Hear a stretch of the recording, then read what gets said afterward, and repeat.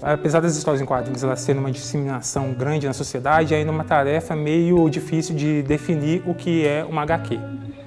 Eu poderia citar vários tipos de definições de umas histórias em quadrinhos, só que algumas das definições não correspondem com o que são as histórias em quadrinhos de fato. Necessariamente, para ser uma história em quadrinho precisa apenas de ter imagens em sequência.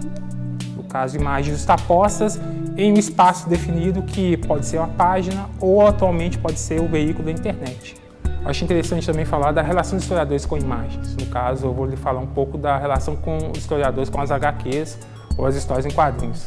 Nem sempre o historiador ele considerou algumas fontes como legítimas de serem trabalhadas do ponto de vista histórico. Apenas recentemente as histórias em quadrinhos elas têm tido um estatuto meio diferenciado na sociedade. Até mesmo alguns teóricos chegaram a dizer que as histórias em quadrinhos elas produziam, no caso, uma certa preguiça mental nos alunos, como se elas fossem capazes de fazer com que os alunos se afastassem da leitura, mas talvez seja muito pelo contrário.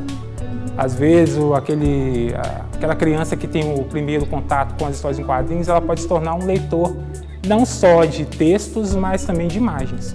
O autor que eu trabalhei na minha pesquisa, que é um autor britânico chamado Alan Moore, ele tem, no caso, um ideário claramente anarquista, um ideário mais contestador.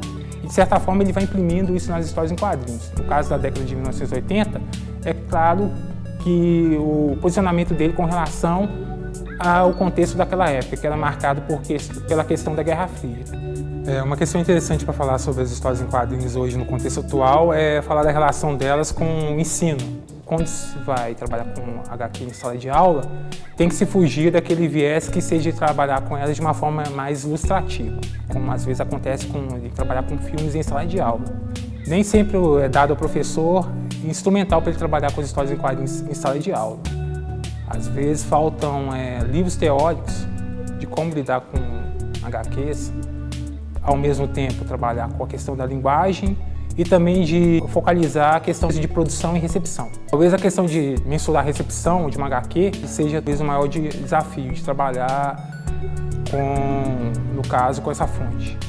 Que nem sempre existem indicadores precisos para mensurar qual é o alcance de determinada produção cultural na sociedade. Então, nem sempre o historiador ele vai ter a dimensão real daquele público leitor que consumiu uma HQ.